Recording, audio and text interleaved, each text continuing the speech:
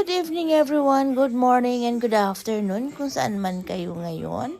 So ayan, di ba ang ganda ng tawa niya, nabaliw siya saglit eh. Ang sarap kasi sa feeling pag tumawa, di ba? Ang sarap talaga, ang saya ko talaga, promise. So ayan, magluto tayo ng pininyahan, chigaw, ng kinamatisang manok daw. So nagisa ako ng luya, sibuyas, tsaka bawang. Oh, ang bango pala ng ano. Tama-tama, may may luya ako. Kasi hindi pwedeng walang luya sa manok. So magputing na tayo ng kamatis dyan. Kunti lang, half lang nilagay kong kamatis kasi baka mag-asim. Buti na lang, tama yung nilagay ko. Tamang-tama lang siya. So puting-puting tayo dyan ng halo-halo muna.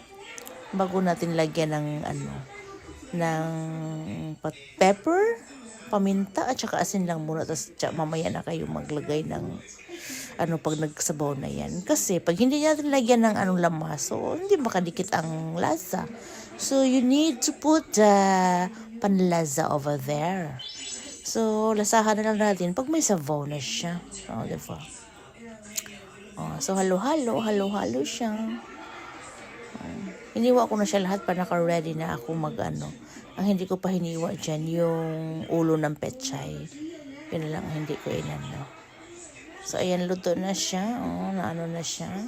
Hindi ko masyado nilata kasi hilaw pa yung So, iputing na natin ang chicken. Hiniwaan ko sa gilid kasi ang taba ng chicken, yung legs na yan. Hiniwaan ko ng konti para maluto siya. Ang taba ng ang laki, ang taba ng manok, ng pagkahiwa. Kaya hiniwaan ko sa gilid-gilid para maniksik yung niya. So, ayan. Okay muna tayo dyan. Ganado ako magluto. Masaya kasi ako diba? Masaya talaga ako as yan. Masaya. Diba? Need na ito haluin para magsiksik yung bagyo natin takpan. So, ayan. Halo-halo muna natin para madikit. Masiksik talaga siya. Okay? Ayan, na siya. Mag-adding na tayo ng water. Let's put in the water para palambutin ang manok. Ganyan lang muna. Yan lang muna. Lumalangoy, diba? Palangoyin muna natin sa sabaw. Kasi maglagay pa ako lagyan ko to ng patatas. Ang dami kong patatas. Patatas at saka pechay. Namitas ako ng pechay kanina. Pag-uwi ko. Ang ganda ng pechay ko. Mamaya pagkita ko. Pagkita ko yung pechay ko. So, yan. So, let's takip-takip muna over there para wala siyang So, ayan. Lagyan na natin yung patatas. Suswak sa lasa. So, ilagay na natin ang ating pinitas na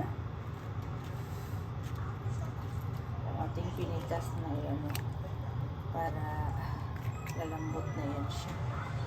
Hindi ko ngayon hiwain para yan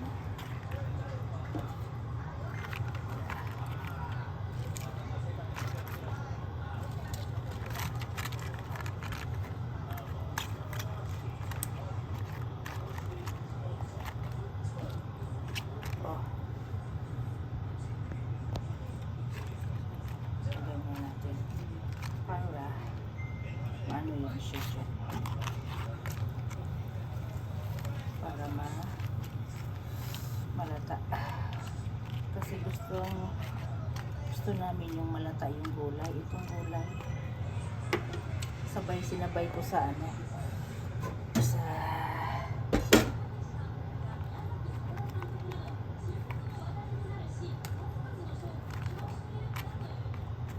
para matakpan natin ng maigi.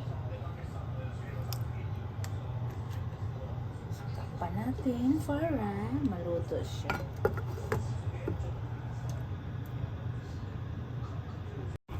Ayan na siya. Diba? Ang sarap. The lasa is amazing.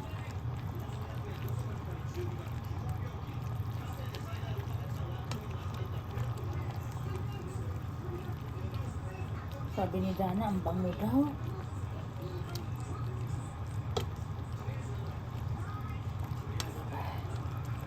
Kulang pa nga yung ano eh, dahon. Puno na kasi yung kawali, malaki na nga itong gamit ko. So, kunti na lang yun. Patatas din. Kakain na kami. Kunti lang yung ano dahon. Sabi ko na, hindi na tumadagdagan kasi na ano na eh. Pakuluin muna natin ng todo. So, malambot na rin ang manok. So, okay na yan siya.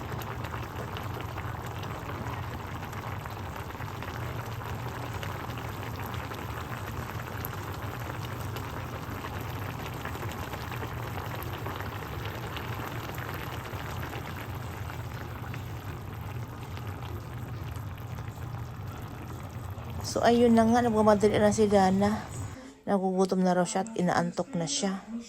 Kaka-ofuro lang kasi, luto na naman lahat yan. So, yun na nga, kumain na si Dana. Oh, fresh na fresh. Ang matamis pala yan pag ano, matamis pala siya. Dami yan nakaing gulay. Ayan oh, yan na natira sa mga dahon-dahon. Tsaka sa patatas. Dami yan nakain. Kunti lang naman kain lagay ko. Dinamihan ko ng gulay. So, yun sa amin. Diba? Sarap. Kain tayo, guys. So, ayan yun. Ayan yun, oh. Ayan siya. O, diba? So, ayan. Luto na. So, magkain na kami ni Aska dyan kasi kumain na si Dana. Naantok na talaga. Ang lakas kasi ng gamot niya. So, magkain tayo, guys. Sana kumain na rin kayo. Ayan. Thank you for watching. Ang ganda ng pechay ni Ngozo. So, ito siya, oh. Ayan yung pinitas ko kanina. O, tsak, ginunting ko. Tapos, binit-bit. Fresh from the gilid. Magdaan ako kayo na kayo basang. Pag-uwi ko, pasang labas na walang parang ano, diba? Pinutol ko. Ulo to ng ano, pechay bagyo. Eh, pwede daw to magulay. Diba? Kaya kinuha ko. Oh. Maraming salamat sa thank you. Mwah!